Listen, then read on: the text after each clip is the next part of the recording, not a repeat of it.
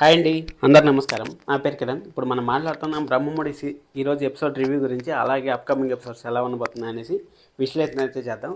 రాజ్ అయితే ఎలా బతుకున్నాడు అనేసి ఎప్పుడు తెలుస్తుంది అనేసి నన్ను చాలామంది అయితే క్వశ్చన్ చేశారు. దానికి సమాధానం కూడా నేను చెప్తాను ఈ వీడియోలో. దానికన్నా ముందు చాలా మంది చూస్తూ ఉంటారు, దాదాపు 3000 మంది దాకా చూస్తూ ఉంటారు. కానీ సబ్స్క్రైబ్ చేసుకోవట్లేదు, లైక్ చేయట్లేదు. లైక్ చేయండి, సబ్స్క్రైబ్ కూడా చేసుకోండి. ఇప్పుడు మనము రాజ్ ఎప్పుడు వస్తాడు అనేది మీరు చాలామంది ఫస్ట్ క్వశ్చన్ అడిగిండేది నన్ను, రాజ్ ఎప్పుడు వస్తారని కదా. దానికి సమాధానంగా నెక్స్ట్ వీక్లో బుధవారము లేకపోతే గురువారము తెలుస్తుంది. వాళ్ళ ఇంట్లో వాళ్ళకైతే రాజు బతుకున్నాడని తెలుస్తుంది.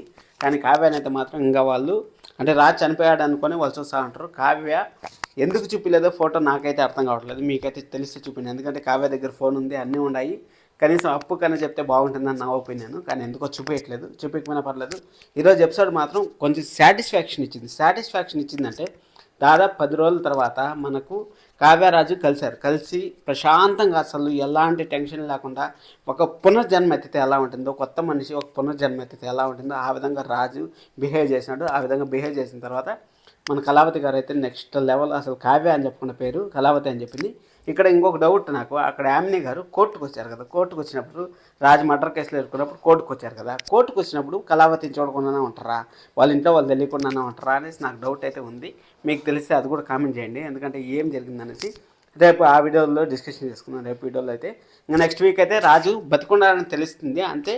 ఇంకా రుద్రాణి గారి గురించి ఈరోజు బెండ్ తీసింది. అసలు తెల్లారితో అచ్చింతలు చల్లించుకోకపోతే ఊరికే ఉంటారు కాబట్టి అచ్చింతలు అయితే చల్లించుకున్నారు. అచ్చింతలు చల్లించుకున్నది ఏమో తెలుసు కదా మీకు, 25 సంవత్సరాలు మీ భర్త ఆడిపోయినాడు, బతుకున్నాడు లేదో కూడా తెలీదు అనేసి మన కావ్య అయితే నిలదీసింది. ఏం చెప్తుంది ఇప్పుడు, ఏమి చెప్పలేదు కదా. అలాంటిది నువ్వు ఎంత దూరంలో ఉండవు, మా ఇల్లు ఎంత దూరమో మీ ఇల్లు అంతే దూరం అని చెప్పేసి కౌంటర్ మాత్రం నెక్స్ట్ లెవెల్ ఇచ్చింది. ఇంకంతే అని అందరూ పరిచయం అయింది. కళావతి అయితే భోజనం పంపించింది. ఎందుకంటే ఆ భోజనం తింటే రాజుకి ఎక్కడ లేని శక్తి వస్తుంది అనేసి తెలుసుకుని భోజనం అయితే పంపించింది. ఆ భోజనం పంపించేటప్పుడు రుద్రాణి గారు ఏదో ఒక సెటర్లు అయితే వేస్తూ ఉంటారు.